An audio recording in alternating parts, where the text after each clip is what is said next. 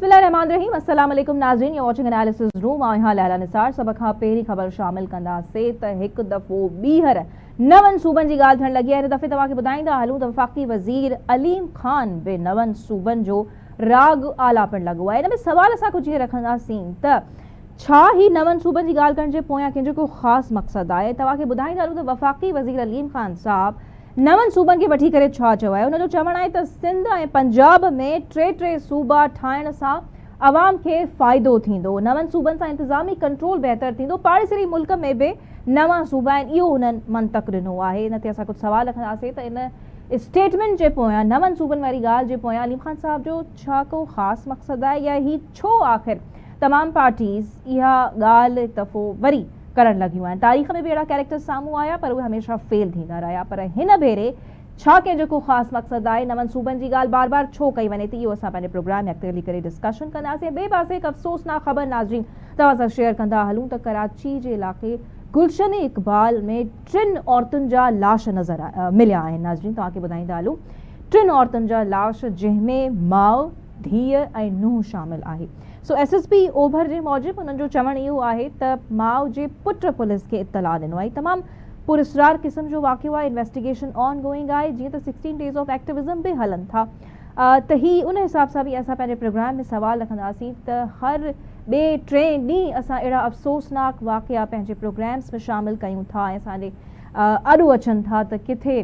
कुझु औरतूं जेकी आहिनि उन्हनि जा लाश हथ आया आहिनि ऐं पोइ बाद में ख़बर पई थी त मुख़्तलिफ़ इशूज़ पोयां हुजनि था। बहरहाल उहे हर ॿिए टे ॾींहुं असां जूं जेकी औरतूं आहिनि उहे क़तल थियनि थियूं ऐं ही हिकिड़ो पुरस्रार वाक़ियो पेश आयो आहे। असां अॻिते हली करे पंहिंजे रिपोर्टर खां डिटेल्स वठंदासीं। SSP ओभर सां असां मुसलसिल राब्तो करण जी कोशिशि कईसीं पर उहे असांखे अनअवेलेबल मिलिया। ऐं टे पासे नाज़रीन असां डिस्कस कंदासीं सिंध हुकूमत जे नए मनसूबे S4 जे बाबति। त S4 जे जदीद AI कैमराज़ जा हकारी नतीजा कुझु साम्हूं अचण लॻा आहिनि। तव्हांखे ॿुधाईंदा हलूं त कराची में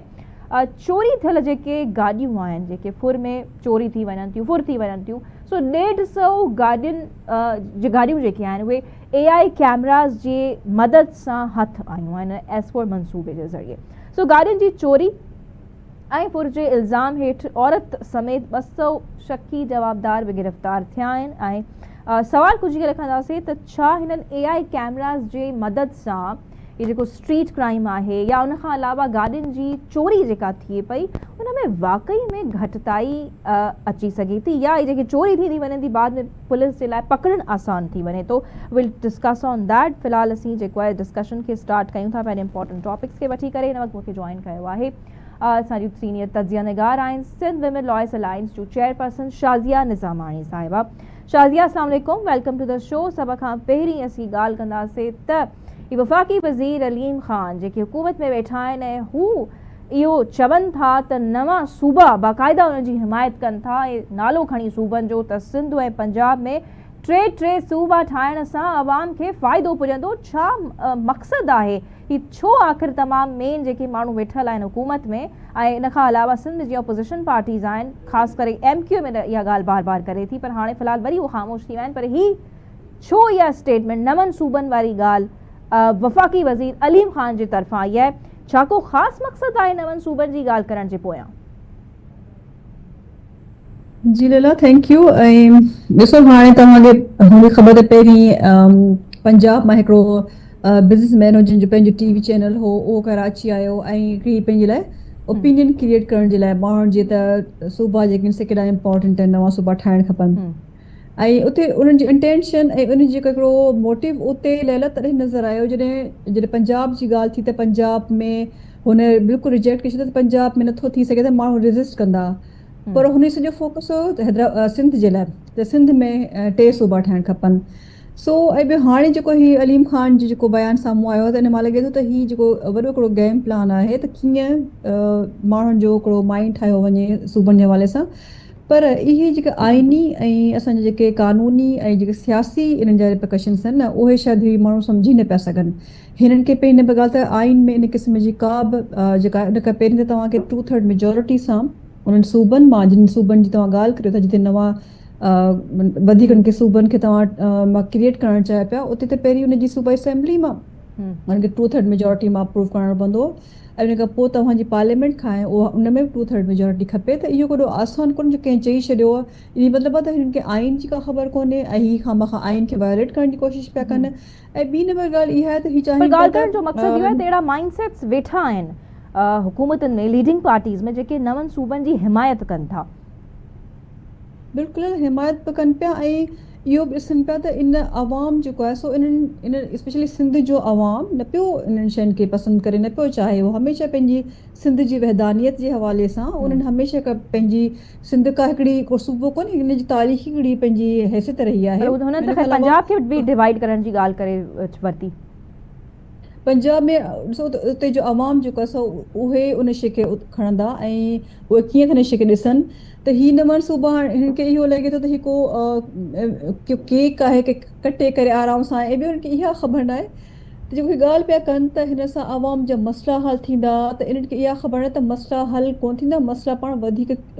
फैलबा वधीक क्रिएट थींदा हिकिड़ो नंबर 1 त इहे पॉसिबल कोन्हे इम्पॉसिबल ॻाल्हि आहे ऐं तव्हां अवाम जी राय खे ख़तमु करे तव्हां का शइ मढ़ी नथा सघो आइन पंहिंजी जॻह ते मौजूदु आहे ऐं ॿी नंबर ॻाल्हि इहो त तव्हां हेतिरा सूबा ठाहींदो उन्हनि सूबनि खे कीअं हलाईंदो उन्हनि में असेंबलीज़ खपनि उन्हनि जी हिकिड़ी रिप्रेज़ेंटेशन खपे असेंबलीज़ में उन खां अलावा पार्लियामेंट में खपे उन खां सेनेट में खपे त पूरो हिकिड़ी चेन आहे जेका इन्हनि शयुनि खे अॻियां फॉलो कंदी। हाणे जॾहिं असांजी हेॾी वॾी गवर्नमेंट में एक्सपेंशन थियल आहे हेतिरा मिनिस्टर्स आहिनि हेतिरा जेके एडवाइज़र्स आहिनि पोइ त अञा ई नंबर तमामु वॾो थी वेंदो जेके तव्हां हेतिरा सूबा ठाहींदो त उन मां हेतिरा तव्हांखे उन में ह्यूमन रिसोर्स खपे तव्हांखे इंफ्रास्ट्रक्चर खपे तव्हांखे बजट खपे तव्हांखे वरी उन में आइन में तब्दीली करण जी ज़रूरत पवंदी इहे सभु कोई आसान कमु न आहे पर इहो लॻे थो त हीअ पर शाज़िया हिते थोरो असां इन कॉन्टेक्स्ट में बि ॻाल्हाइणु चाहींदासीं त हीअ वफ़ाक़ी वज़ीर आहिनि ठीकु आहे हिते ऑपोज़िशन में त ऑलरेडी इहा ॻाल्हियूं करे पई पर हीअ आउट ऑफ ब्लू त का शइ न आहे न या हीअ बि को ओचितो जागी पिया त ठीकु आहे हाणे नवनि सूबनि जी ॻाल्हि करणी पवंदी या डू यू थिंक त बैक ते अहिड़ी क़ुवत जेको आहे उन्हनि खे पुश करे पई त या मिली भगत करणु घुरिजे ऐं इहे ॻाल्हियूं फ़िलहालु करणु स्टार्ट करे छॾजनि छा पोयां अहिड़े क़िस्म जो प्रोपेगेंडा थी रहियो आहे? लॻे पियो लैला त हीअ का ईअं न त को अचानक सां ईअं ख़्यालु आयो त नवां सूबा ठाहिणु खपनि पहिरीं जॾहिं हूंदो हो त जॾहिं ईस्ट पाकिस्तान गॾु हो तॾहिं चवंदा त न वन यूनिट ठाहिणु खपे इन्हनि खे असांखे मुल्क खे 2 हिसनि में विराइणु खपे हिकिड़ो ईस्ट पाकिस्तान वेस्ट पाकिस्तान छाकाणि त असांखे पोइ ईज़ी लॻंदो शयुनि खे मैनेज करणु ऐं हाणे वरी हिननि खे इहो ख़्यालु आहे त न हाणे त असांखे अञा नंढा नंढा सूबा ठाहिणु खपनि हिन जो मतिलबु आहे त हीअ शयुनि खे कंट्रोल करण जे लाइ सूबनि जे रिसोर्सिस खे सूबनि जे फाइनेंस खे सूबनि जे रेवेन्यू खे सभिनी शयुनि खे कंट्रोल करण जे लाइ ही हमेशह का न का अहिड़ी स्कीम खणी ईंदा आहिनि जेका हमेशह उहा एंटी अवाम एंटी पीपल ऐं एंटी पॉलिटिकल शयुनि जे हवाले सां हूंदी आहे त हिननि खे जंहिं तरीक़े सां हीअ ॻाल्हि कनि पिया हिननि खे थोरो बि अंदाज़ो कोन्हे त हीअ जंहिं ॻाल्हि खे कनि पिया उहो तमामु ख़तरनाक नतीजा निकिरंदा ऐं इन जो ईअं कोन्हे आसानी सां शइ थी वेंदी इहा ईअं सम्झ करे बाहि सां खेॾण जे बराबरि आहे ऐं हीअ इनखे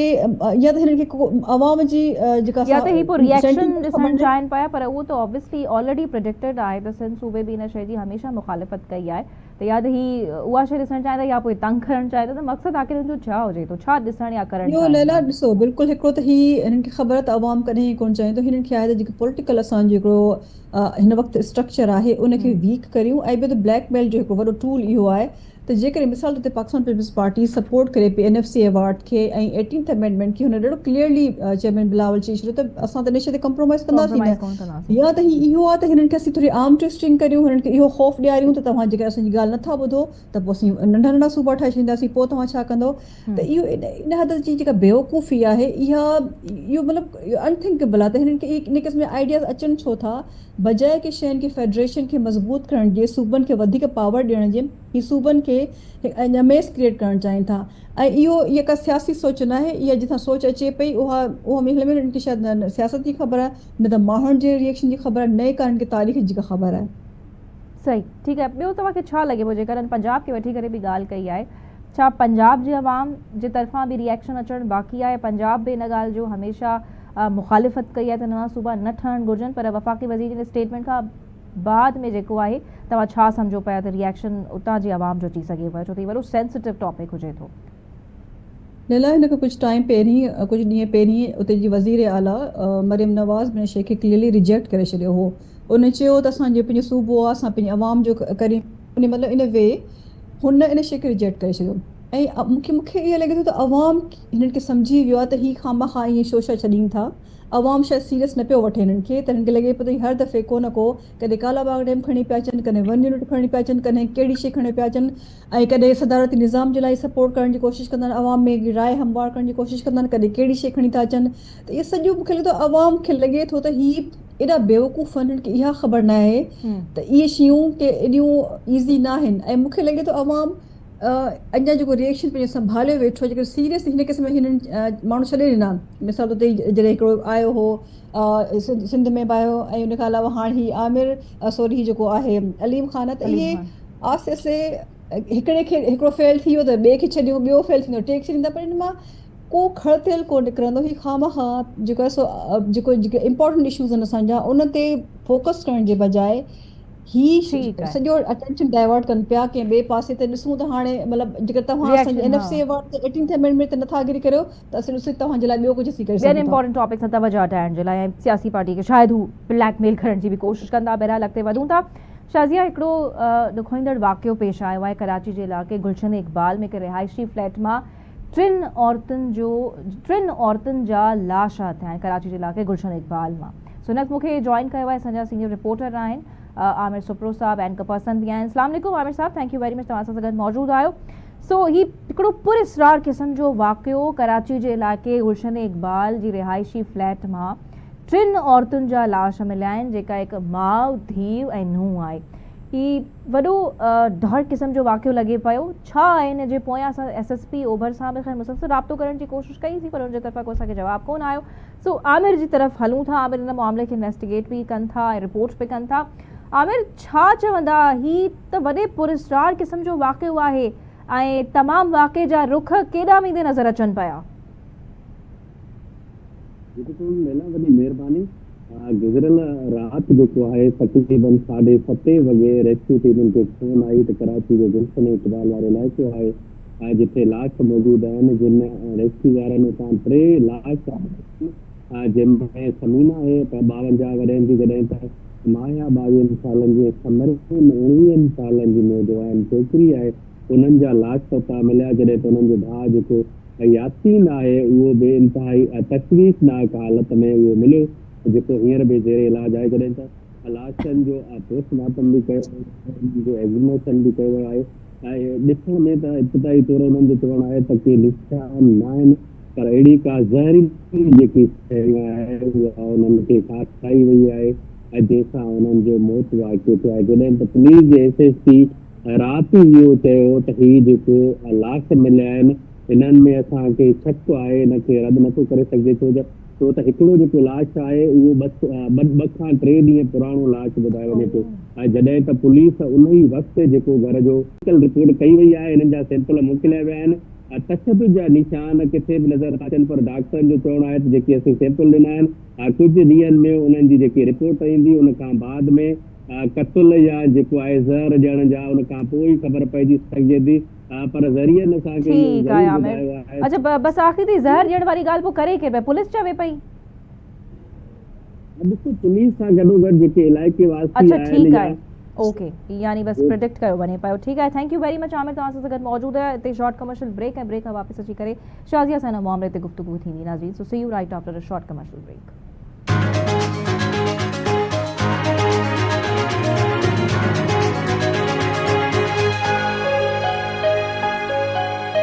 वेलकम बैक नाज़रीन। असीं ॻाल्हि कयूं पिया ब्रेक खां अॻु में गुलशन इक़बाल में पेश ईंदड़ वाक़े बाबति, जेको तमामु हिकिड़ो पुरस्रार क़िस्म जो वाक़ियो आहे। 3 लाश हथु आया आहिनि ऐं उन खां बाद में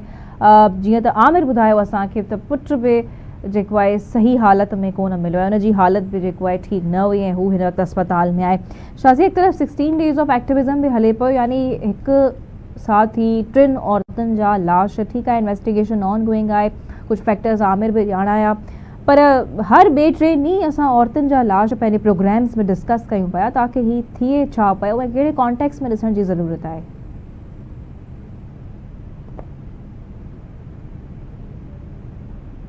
लीला, तव्हां मूंखां पुछो? जी जी, तव्हां खां पुछां पई। जी जी, हाँ लीला, अॼु वारो जेको ई थियो ॾाढो ट्रेजिक आहे ऐं शॉकिंग बि आहे त हिकिड़े ई घर मां 4 लाश मिलनि ऐं जेका आमिर शेयर कई डिटेल्स त उहे टे लाश त उन में इहो लॻो पियो त अञा पुलिस खे अञा ताईं इन्वेस्टिगेशन में का अहिड़ी का Clue न सॉलिड मिलियो शइ आहे। न मिली आहे का एविडेंस न मिली आहे त इन मां इहो ख़बर पए त ही कीअं क़त्ल थियो आहे सभु कुझु त जेको चवनि था त जो घर जो सरबराह चयो पियो वञे त उहो जेको असांजी मेंटल इशू जे हवाले सां पियो करे पर इहो जेसीं इन्वेस्टिगेशन थियणु खपे उहो त ठीकु आहे पर हिकिड़ी टाइम ते तव्हां इहो ॾिसो असांजे मुआशिरे में जंहिं क़िस्म बिल्कुलु। जी इनसेंसिटिविटी बेहिसी आहे त मतिलबु जेकर के माण्हू खे को प्रॉब्लम आहे त उहो कीअं थो पंहिंजी फैमिली मेंबर्स खे एॾो बुरे तरीक़े सां मारे छॾे ऐं जेको उनजो चवणु हो त 2-3 ॾींहं थी चुका आहिनि हिकिड़े लाश खे त माना उनखे एतिरो घणो टाइम थी चुको आहे ऐं ॿियो इहो असांजो आहे त छा असांजे आस पास असांजे जेके पाड़ा हूंदा आहिनि या असांजा नेबर हूंदा आहिनि उन्हनि खे छा का शइ न महसूसु थींदी आहे असां वटि इहो ॾाढो हिकिड़ो आहे हिकिड़ो वॾो अलमियो आहे त असांजे घरनि में असांजे जेके पाड़नि में इन क़िस्म जी शयूं थींदियूं आहिनि ख़बर बि हूंदी त कंहिं घर में कंहिं क़िस्म जो जेको बिहेवियर आहे सो सही न आहे या को अनयूजुअल का शइ थिए पई त उहा कॾहिं बि उन शइ खे किथे रिपोर्ट करणु या पुलिस खे इंफॉर्म करणु या उन ते वञी थोरो पाण चेक ऑन रखनि त छा पियो थिए इहो शइ कॾहिं कोन थी जॾहिं माण्हू ख़तमु थी वेंदो आहे ज़िंदगी ख़तमु थी वेंदी आहे उन खां पोइ इंफॉर्म कंदा आहिनि त 2-3 ॾींहंनि खां को घर खुलियो न आहे या का स्मेल पई अचे त उन खां पोइ पुलिस अची करे थी सो इन मतिलबु असां हिकिड़े मुआशिरे में रहंदे बि असां हिक ॿिए खे नथा सम्झी सघूं न का ख़बरचार रखी सघूं था ऐं हीअ जेको रवैयो ॾींहं बनी तव्हां लैला ॾिठो हूंदो त रोज़ या त कंहिंखे क़त्ल कयो थो वञे या त थींदो त पंहिंजे पाण खे मारे पोइ पहिरीं पंहिंजी फैमिली मेंबर खे कंहिं मारे वरी पंहिंजे पाण खे मारे था छॾीनि त इहो जेको रवैयो आहे इहो असांजो ॾाढो ख़तरनाक रवैयो त ॾिसो तव्हां पंहिंजे घर में महफ़ूज़ न आहियो ऐं तव्हांखे इहो लॻो जंहिंसां तव्हां गॾु रहो पिया जेके उन इवन मेंटल जेको को इशू आहे त उनखे उन वक़्तु हाईलाइट करणु खपे उनखे उन वक़्तु उनखे उहो पॉइंट आउट करणु खपे त जेकर घर में रहंदड़ माण्हू की को बिहेवियरल इशू आहे को मेंटल इशू आहे त उनखे ईअं इग्नोर न कनि हा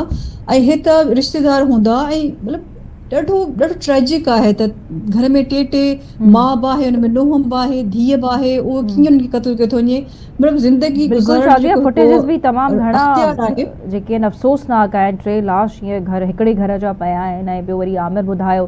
त ज़हनी शख़्सियत जेका उन्हनि जे घर जे हेड जी हुई उहा बि ठीकु कोन लॻे पई बहरहाल ही अफ़सोसनाक वाक़िया आहिनि ऐं असांखे कलेक्टिव एफर्ट करण जी ज़रूरत पवंदी ऐं सो बहरहाल को मूंखे जेकॾहिं तव्हां हिन ई टॉपिक खे कॉन्क्लूड कयूं त पोइ कीअं करणु घुरिजे जीअं तव्हां चयो त असांखे भरिसां वारनि जी कंहिं क़िस्म जी का ख़बर ई न हूंदी आहे त छा थिए पियो ऐं छा न थिए पियो असां छो मेंटल हेल्थ खे नज़रअंदाज़ कंदा वञूं पिया ऐं पोइ अहिड़े क़िस्म जा वाक़िया इन नतीजनि ते अची करे असीं पुॼूं था लैला ॿियो इहो बि आहे त जेके ॾिसो असांखे पंहिंजी फैमिली में जिन सां गॾु रहूं था उन्हनि जे ख़बर हुअणु खपे जेके ॾाढो वायलेंट आहे कॾहिं के तमामु पुरतशुदा या उन में असांखे महसूसु थिए त अॻियां हली करे कंहिंखे नुक़सानु पुॼाईंदो त असां उन्हनि खे उन्हनि जे को न जो हल कढूं या उनखे अलॻि करियूं उनखे कंहिं को न को उनखे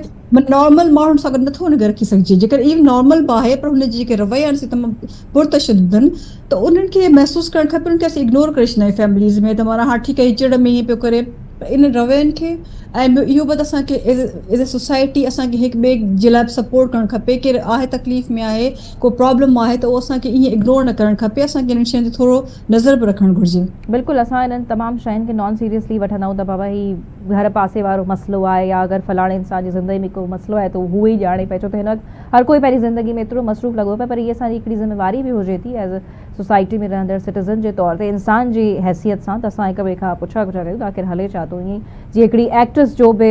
केस असां सभिनी जे साम्हूं आयो हुयो उहो बि तमामु घणो अफ़सोसनाक हुयो बहरहाल अॻिते वधूं था ऐं नाज़रीन हिक ॿिए इंपॉर्टेंट टॉपिक ते ॻाल्हाईंदासीं त जेके कराची में चोरी थियल गाॾियूं आहिनि उन्हनि मां हिन वक़्त ताईं 150 गाॾियूं AI कैमरास जे ज़रिए AI कैमरास जी मदद सां हथ अची वियूं आहिनि यानी वापसि मिली वियूं आहिनि पुलिस खे ऐं ही जेके गाॾियूं वापसि आयूं आहिनि ही सिंध स्मार्ट सर्विलियंस सिस्टम यानी S4 मंसूबे तहत इहो सभु थियो आहे असांजो सवाल इहो हूंदो नाज़रीन इन टॉपिक ऐं इन ही जेके गाॾियूं वापसि थियूं आहिनि त छा इन सां वाकई में क्राइम घटि थी सघे थो ऐं ही S4 मंसूबो केतिरनि शहरनि में या केतिरनि ज़िलनि में अञा वधीक ई एक्सपेंड कयो वेंदो सिंध पुलिस पारां बहरहाल इन ते वधीक ॻाल्हाइण जे लाइ मूंखे जॉइन कयो असांजे चीफ रिपोर्टर सीनियर सहाफ़ी बि आहिनि दोदो चांडियो साहब अस्सलाम वालेकुम दोदो साहब thank you very much for joining us Dodo Sahib S4 मंसूबे जे ज़रिए यानी AI कैमरा जी मदद सां 150 गाॾियूं कराची शहर में हू पुलिस खे वापसि मिली वियूं आहिनि ऐं कुझु शकी जवाबदार बि गिरफ़्तार कया विया आहिनि छा ही वाकई में एतिरो सुठो मंसूबो आहे एतिरा कैमरास हाईटेक आहिनि जो जवाबदार भी गिरफ़्तार थियनि था ऐं चोरी थियल गाॾियूं बि वापसि थी वियूं आहिनि। जी बिल्कुल, ही ज़ाहिर जदीद टेक्नोलॉजी जो दौर आहे ऐं जदीद टेक्नोलॉजी ज़रिए ही सॼी दुनिया जेका आहे उहा क्राइम खे कंट्रोल करे पई। असां वटि पुराणो तरीक़ो हूंदो त को माण्हू बचबो या ॿिए ज़माने में तव्हांखे यादि हूंदो त पहिरीं हूंदा हुआ, उहे वञी ॾिसंदा हुआ भई चोर केरु या फलाणो कीअं आहे। पर जी जी जदीद टेक्नोलॉजी आई, सेफ सिटी मंसूबो बि तव्हांजे साम्हूं आयो। हालांकि हुन में डिले इलाही थी, छाकाणि त कैमराऊं लॻियूं हुयूं ऐं कैमराउनि में उहे एॾियूं महांगियूं कैमराऊं हुयूं। ॿियो हुनखे सिस्टम खपियो थिए, बिल्डिंगुनि ते हुनखे NOC खपी थिए। पोइ हिननि छा कयो त सेफ सिटी मंसूबे तहत हिकिड़ो त ख़ुदि जेको सिंध गवर्नमेंट पंहिंजो कैमरा हुयूं। ॿियो वरी जेके प्राइवेट माण्हुनि जो मतिलबु बिल्डिंगुनि में तव्हां ॾिसंदो, फ्लैटनि में तव्हां ॾिसंदो, मार्केटनि में माण्हुनि वटि कैमरा आहिनि। पोइ हिननि उन्हनि खां एक्सेस जेको आहे उहो घुरियो त बाबा इन्हनि जो असां वटि हुनजो एक्सेस थिए। उहो उन में हुनखे इलाही टाइम लॻो। उन डिघी टाइम खां पोइ जेको आहे हाणे इन पोज़ीशन में आहिनि, जेको महीनो ॾेढ अॻु में सिंध काबीना जो इजलास थियो ऐं उन इजलास में तफ़सीली जी जी जी दोस्त साहब असां सां आहिनि। लॻियूं। जी जी जी जी दोस्त साहब कंटिन्यू कजो प्लीज़। जी हा, जो उहे जेके उन मंसूबे तहत छा थियो त हिननि खे एक्सेस मिलियो उन ताईं इदारनि ताईं, त उन्हनि तहत हिननि खे शयुनि ते कंट्रोल करणु, उनखे ॻोल्हण हथु करण में आसानी थी। जीअं मूं पहिरीं ॿुधायो त जदीद ज़ाहिर टेक्नोलॉजी ऐं टेक्नोलॉजी ज़रिए तव्हां गाॾी जो नंबर, गाॾी किथां वञे थी, CC फुटेज में उहा नज़र अचे थी ऐं उन नंबर प्लेट खां सवाइ जेकॾहिं उहा गाॾी के एरियाज़ मां क्रॉस थिए थी। तव्हांखे यादि हूंदो त पेट्रोल पंप ते पंहिंजा जेके टूल प्लाज़ा आहिनि, हाणे इन्हनि ते बि उहे कैमराऊं लॻल आहिनि। ऐं टूल प्लाज़ा मिसाल कराची में जेका गाॾी क्रॉस थींदी उहा ज़ाहिर हफ़्ता बलुस्तान ॾे हफ़्तर वञे थी, या पंजाब जे कुझु इलाइक़नि में रहीम यार खान में हिते गाॾियूं वञी खुलनि थियूं ऐं पोइ निकिरनि थियूं। हीअ जेके कारूं पकड़ियूं जिन तव्हां ज़िक्र कयो, इहे बलुस्तान मिसाल वेंदियूं हुयूं। त हाणे हब रोड ते या तव्हां मोटरवे ते चढ़ो, या तव्हां इंडस हाईवे ते, या तव्हां नेशनल हाईवे ते, त उते उन्हनि खे उहे स्कैन थी वठनि थियूं। मतिलबु उनजी नंबर प्लेट या उनखे ब्लैक शीशा न आहिनि त ड्राइविंग सीट ते केरु वेठो आहे उहो उन तस्वीर हुनजी सही अची वञे थी। त हाणे इहे उन करे ही शयूं जेके आहिनि उनखे कंट्रोल करण में हाणे आसानी थी आहे। CM साहब इन प्रोजेक्ट जी इफ्तिताही तकरीब थी, इफ्तिताह कयो वियो हुयो, त उन टाइम उन्हनि ॻाल्हि कई हुई त भई इन मंसूबे जो मक़सदु इहो बि आहे त 80,000 जेके एब्सकॉन्डिंग क्रिमिनल्स आहिनि उन्हनि खे बि पकड़णु जेको आहे इन प्रोजेक्ट जो मक़सदु आहे। पोइ 80,000 मां केतिरा उन्हनि पकड़िया आहिनि, का इन बाबति अपडेट आहे? जी टोटल यानी टोटल को फिगर अञा ताईं कोन आयो, पर तव्हां ॾिसो त मुख़्तलिफ़ वक़्तनि ते प्रेस रिलीज़ जारी कंदा रहंदा आहिनि त असां एतिरा माण्हू पकड़िया, 3 माण्हू पकड़िया। जीअं हाणे हींअर 2-3 माण्हू पकड़िया आहियूं जिन में गाॾियूं वाॾियूं हथु आहियूं ऐं उन्हनि जा नाला बाला सभु आहे त हिकिड़ी गैंग आहे। हाणे ईअं थिए थो त हिकिड़ी गैंग गुज़रे थी। हिते गाॾी जो वरी सिलसिलो इहो आहे त कराची में ख़ासि तौर हितां गाॾी खुलण वारा हिकिड़ा आहिनि, उहे वरी शहर मां कढी ॾींदा आहिनि। पोइ वरी पहुचाइण वारी हिकिड़ी ॿी टीम हूंदी आहे, उहा वरी टी टीम वरी हूंदी आहे जेका गाॾियुनि जा पुर्जा, इंजन, चेसिस नंबर चेंज करणु, या पोइ उनखे वरी अॻिते पार्ट्स में विकिरो करणु, या वरी उनजो सॼो कलर बलर चेंज करे उन ते नकली नंबर प्लेट या का शइ हणी। पोइ मिसाल सिंध जी गाॾी आहे त पंजाब में हले थी, पंजाब जी गाॾी बलुस्तान में हले थी, बलुस्तान जी KPK में, पोइ इन्हनि एरियाज़ में हू चेंज कनि था। जॾहिं करे उहा हिकिड़ी गैंग हुजे थी, बेसिकली फुर कंदड़ हिकिड़ी टीम हुजे थी जेके हू पकड़नि था ऐं पोइ उन्हनि ताईं हिननि ॾे एक्सेस हुजे थी। हाणे गाॾियूं वापसि बुक कराइनि था, पर यार जेके गाॾियूं निकिरी वियूं, मिसाल पुर्ज़ा थी वियूं कंहिं अहिड़े इलाइक़े में उते ठही वियूं, उन्हनि गाॾियुनि जी रिकवरी हिननि जे वस जी ॻाल्हि कोन्हे। उहो भले खणी केतिरी दावाऊं कनि त असां रिकवर कराए वियासीं, पर उहे गाॾियूं को आसानी सां जेके आहिनि उहे रिकवर नथियूं थियनि। पर इहो थिए थो त जवाबदार बदिजनि था, FIR दाख़िल थिए थी, उन गैंग खे डिस्टर्ब थिए थी। पर बेसिक जेको इशू आहे, जेको जंहिं ते वॾो गोल थियो हुयो, उहो हुयो जेको सिंध गवर्नमेंट शुरू कयो हो अॼु नंबर प्लेट वारो, जिते अजर जो निशान हो, त उनखे जीअं तकरारी कयो। हाणे उन में हिकिड़ी चिप हुई, मां उन चिप जे ज़रिए ईअं हो त उहा गाॾी उन स्क्रीन उन जीअं ई कैमरा ते ईंदी त उन गाॾी को एक्सीडेंट कयो आहे, गाॾी उहा अगरि किथे चोरी क्राइम में इस्तेमालु थी आहे, या उहा गाॾी किथे जेको आहे उहो उनजी टैक्स भरियल आहे न भरियल आहे, उनजी रजिस्ट्रेशन मालिक पहिरियों कहिड़ो, ॿियो कहिड़ो, टियों कहिड़ो, गाॾी किथे किथे कहिड़े एरियाज़ में कई आहे, उहे सभु शयूं जेके अची थियूं जॾहिं सिंध गवर्नमेंट कमु करे पियो छाकाणि कैमरा त तव्हांजी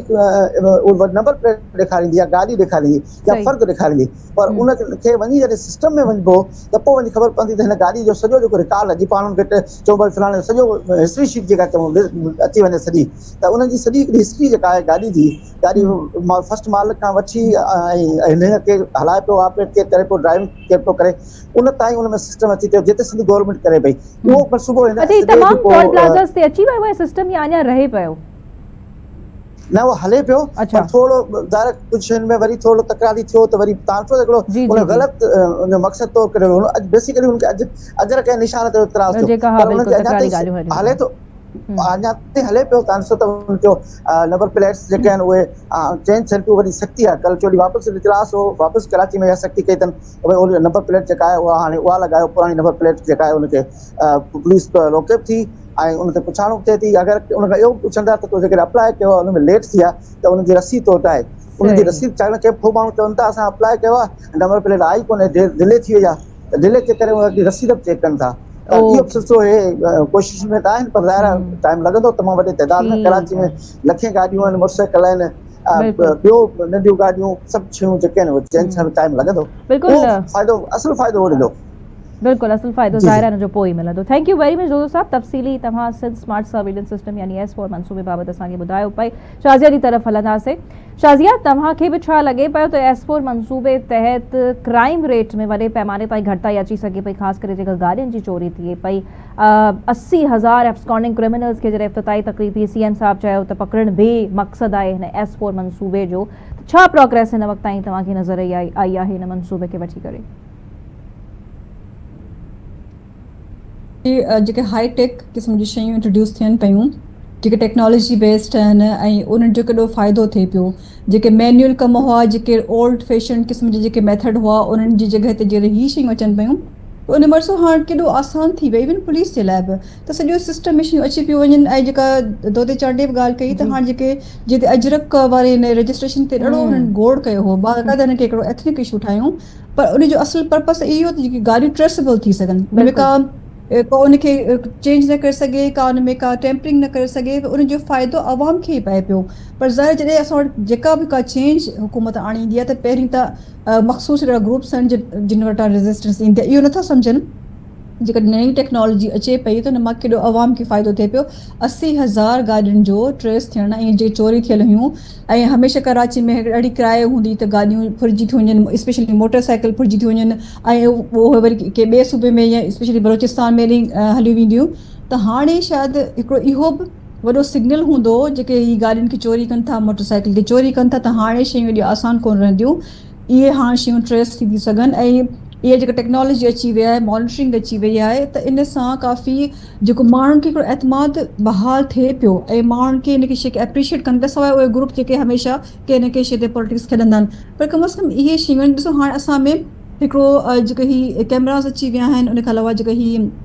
ई चालान अची वियो आहे इवन ई चालान में बि जेके असुल जेको मालिक आहे उनखे मिले थो त बाबा इवन गाॾी चोरी थी वई पर उनखे उनजे नाले ते ईअं आहे गाॾी उनखे ख़बर पए थी त मुंहिंजी गाॾी जेका असां अञा ताईं कराची में पई हले सुठी शइ थिए पई त उन सां गॾु उन्हनि खे ख़बर पए पई त इहा शइ हिकिड़ी आवाम जी बहितरी जे लाइ आहे ऐं असांखे बल्कि इन शइ खे एप्रिशिएट करणु खपे गवर्नमेंट खे सपोर्ट करणु खपे त इहे शयूं असां आवाम जी बहितरी जे लाइ अचनि पियूं उन ते पॉलिटिक्स न ई खेॾी वञे त बहितर आहे हा अञा ताईं इनखे शयुनि खे बल्कि जेके ॿिया बि सिंध जा जेके ॿिया जीअं सखर आहे हैदराबाद ॿिया जेके वॾा शहर आहिनि उन्हनि में बि इंट्रोड्यूस कयो वञे इन क़िस्म जी शयूं त कम अज़ कम स्ट्रीम लाइन थींदो सॼो सिस्टम ऐं बहितरी ईंदी इवन ट्रैफिक जे उन रवानी में बहितरी अची थी वञे बिल्कुलु पर इन हेॾनि सिस्टम खे शायदि थोड़ी देरि थी वई आहे हिननि खे काफ़ी अॻु में अचिणो हुयो पर बहरहाल पोइ बि असीं सुठे जी उमेद रखूं था ऐं होपफुली त हिननि सिस्टम्स खे अञा मज़बूत बणाए त जीअं क्राइम रेट जेको आहे उहो घटि खां घटि थींदो वञे अच्छा शाज़िया हाणे असीं ॻाल्हाईंदासीं पाकिस्तान तहरीक इंसाफ़ बाबति त छा PTI जे लाइ हिन वक़्तु तमामु घणो ॾुखियो वक़्तु हले पियो ऐं अॼु जी जेकी अपडेट आहे त इलेक्शन कमीशन बैरिस्टर गौहर खे PTI चेयरमैन तस्लीम करण खां इनकार करे छॾियो आहे ही केतिरो वॾो शॉक आहे PTI लाइ बिल्कुलु ज़ाहिर आहे PTI जे लाइ ऐं हिकिड़ो जेको ही वॾी ॾिसो हर ॾींहुं उन्हनि जे लाइ को न को मुश्किल अचे पई ऐं उनजो सबबु हू पाण आहिनि ईअं न त को ॿियो केरु हुननि जे लाइ का कंस्पिरेसी पियो करे या ॿियो केरु हुननि ते कुझु अहिड़ो करे पियो हिननि जे पंहिंजे हवाले सां जेके कुझु शयूं हे कनि पिया त उन में उहे रिस्पॉन्सिबल पाण ई आहिनि। जेको पॉलिटिकल ऐं हिकिड़ा जेका मेच्योर पॉलिटिकल जेको तरीक़ो थींदो पार्टी जो उन खां हटी करे हाणे ॾिसो जेको गौहर साहब आहिनि उहे वकील बि आहिनि ऐं ॾाढो जेको सो हिकिड़ो पॉलिटिकल माइंड रखंदड़ माण्हू आहे, पर ज़ाहिर आहे अहिड़नि माण्हुनि जे लाइ बि PTI में जेके जिन जी पॉलिसीज़ जे करे उन्हनि माण्हुनि जो हलणु बि हाणे मुश्किल थी पियो, उन जे लाइ वॾा प्रॉब्लम क्रिएट थियनि पिया। छाकाणि त हू कुझु बि न पिया करे सघनि, हू पावरलेस आहिनि, हू हमेशह वेट कनि था त जेको हुनजो बानी आहे उन खां का न का इंस्ट्रक्शन्स मिलनि त उन खां पोइ हू अॻियां कनि। त हाणे उन चकर में ॾिसो का डिसीजन मेकिंग कोन्हे। ऐं तव्हां इहो बि ॾिठो हूंदो त KP में जॾहिं नओं CM थियो हो त उहो बि 10-15 ॾींहं वेट कयो पियो त मूंखे मिलणु ॾिनो वञे त उन खां पोइ आउं पंहिंजो कैबिनेट खे ठाहींदसि। इन क़िस्म जी शयूं आहिनि से उहे ई अच्छा, पाण हिन शइ पाबंदी खे बाबति बि ख़बरूं सर्कुलेट कनि पयूं त PTI ते पाबंदी लॻण वञे पई, इन्हनि ख़बरुनि ते तव्हांजो छा एनालिसिस आहे शाज़िया? न अञा फ़िलहाल त क्लियरली गवर्नमेंट अहिड़ी का शइ मूव कान कई आहे त हिनखे बैन कयो वेंदो, पर ऐं जे तरीक़े सां ही पंहिंजे पाण खे थोरो कनि था ऐं सही नमूने हलनि था पॉलिटिकली त बैन थियणु मुंहिंजे ख़्याल में ग़लति फ़ैसिलो हूंदो। बैन न थियणु खपे, पॉलिटिकल पार्टी आहे। हा, जेके इन्वॉल्व आहिनि, जेके टेररिज्म जे हवाले सां या जेके रियासत जे ख़िलाफ़ हलिया था वञनि त उन्हनि खे टारगेट कनि। बाक़ी पूरी पार्टी आहे ऐं जेकर उनखे को सही नमूने लीड करणु चाहे थो त उनखे पार्टी खे बैन करणु न हुजे, पर अञा ताईं हेसि गवर्नमेंट वटां का क्लियर का अहिड़ी स्टेटमेंट या अहिड़ी का मूव कान्हे जंहिं मां सम्झी सघे त हिनखे बैन कयो वेंदो।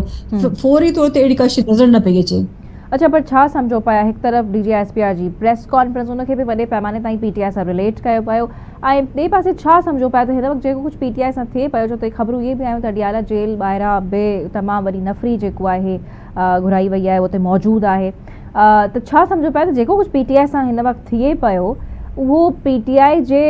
अमलनि जे करे आहे या को रियासत हिननि सां नाइंसाफ़ी करे पई? हिकिड़ी पॉलिटिकल पार्टी आहे ऐं जहिड़ो बैकलैश असांखे सोशल मीडिया ते ॾिसण जे लाइ मिले थो उन ते what is your comment Shazia? न ॾिसो, PTI पॉलिटिकल पार्टी वांगुरु कॾहिं बिहेव कयो कोन्हे ऐं मेन आइन जो तव्हां ॾिसो उन खां अलावा उन खां पहिरीं बि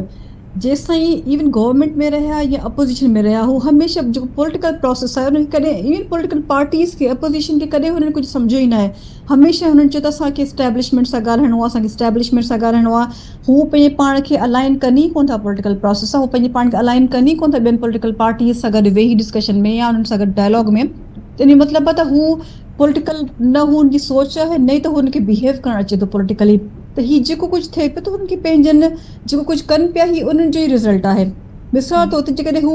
हिकिड़े माण्हू खे जेको हुनजो बानी आहे उहो हीअ केसिस भोॻे पियो ऐं जंहिं तरीक़े सां जेल मां वेही करे जंहिं क़िस्म जा स्टेटमेंट अचनि पिया रियासत जे ख़िलाफ़ या जे तरीक़े सां ॾिसूं पिया त उहो ज़ाहिर आहे उहो ॾाढो हिकिड़ो रियासत उनखे सीरियसली वठे पियो। ऐं ॿियो उन खां अलावा ॾिसो था इंडिया में उनजी भेण इंटरव्यू ॾिनो त उहो बि हिकिड़ो वॾो जेके हिकिड़े तव्हां उन मुल्क खे ॾियो पिया इंटरव्यू जेको तव्हां हिते जंग मढ़ी चुको आहे, तव्हां जे लाइ हमेशह जेके कंस्पिरेसीज़ करे थो त तव्हां उनखे छा था वञी ॿुधाइणु चाहियो। सो इन क़िस्म जी शयूं आहिनि। हिन खां पहिरीं जेके असांजे पॉलिटिकल पार्टीज़ आहिनि उहे पंहिंजे पाण ते पंहिंजे मुल्क में वेही जो कुझु हुनखे करिणो हूंदो कंदो, बाक़ी ईअं न वेही कंदा त असांखे दुश्मन मुल्क सां गॾु वेही असां उन्हनि खे पंहिंजा मसइला ॿुधायूं त असां हेॾो वॾो ज़ुल्म थिए पियो। पर काफ़ी तजिया निगारनि जी राय जेके सीनियर जर्नलिस्ट आहिनि उहे बि जॾहिं इन्हनि ॻाल्हियुनि ते अची करे तजिया ॾियनि था PTI वारी सिचुएशन ते, त ऐं जॾहिं इहो सुवाल थी वियो त बानी PTI कॾहिं आख़िर जेल मां ॿाहिरि ईंदो, त हुननि जो चवणु छो त हू नवाज़ शरीफ़ कोन आहे, हुनजे करे हुनखे वक़्तु लॻंदो अचण में। छा चवंदा त छा हू कॉम्प्रोमाइज़ कोन करे पियो या वाकई में जेके अमल आहिनि PTI जा या बानी PTI जा उहे अहिड़ा रहिया आहिनि त हिनजे करे सभु कुझु इहो थिए पियो? न ॾिसो, जेकॾहिं इन खां पहिरीं जेके पॉलिटिकल लीडर्स हुआ उन्हनि हेतिरी जेलूं कटियूं आहिनि। ज़रदारी साहब जेको आहे सो 11 साल जेल में रहियो, नवाज़ शरीफ़ जेल में रहियो आहे, पर ॾिसो हुननि पॉलिटिकली उन शइ खे हैंडल कयो ऐं उन्हनि खे कॾहिं पंहिंजे कारकुननि खे इंसाइट कोन कयो, इंस्टिगेट न कयो त तव्हां वञी वायलेंस करियो या तव्हां बसि आउं न आहियां त पोइ तव्हां पाकिस्तान खे बसि इन कुझु करे छॾियो। त इहो जेको रवैयो आहे सो न ई त को सियासी आहे न ई को इन तरीक़े सां, तंहिंजे करे अञा ताईं बि हू चाहिनि पिया त मूंसां आउं सियासी हल न कढां, मूंखे ॿाहिरि कढो ऐं मूंखे वापसि पंहिंजी हुकूमत ॾियारियो। सो इहो जेको हिकिड़े ज़िद वारी शइ जेका सूरत हाल आहे त उहा अॻियां हिनखे कॾहिं बि उन शइ में को अॻियां हल न निकिरंदो। हू जंहिं कंडीशन में आहे उन में ख़बर न केतिरा साल केतिरो टाइम रहे। सही ॻाल्हि आहे। Thank you very much Shazia for your precious time. तव्हां सां समूरे एनालिसिस प्रोग्राम में गॾु मौजूदु हुया। नाज़रीन, दैट्स इट फॉर टुडे। अॼु ही पंहिंजो फीडबैक असांखे ॼण हरगिज़ न विसारींदा, जेको कुझु बि असीं डिस्कस कयो आहे। तव्हांजो इंतज़ारु रहंदो आहे सोशल मीडिया ते तमामु ही प्रोग्राम्स जूं क्लिप्स अपलोड थींदियूं आहिनि। सो फीडबैक ॼण हरगिज़ न विसारींदा। इंशाअल्लाह मुलाक़ात थींदी सुभाणे। पंहिंजो ख़्यालु रखंदा। अल्लाह।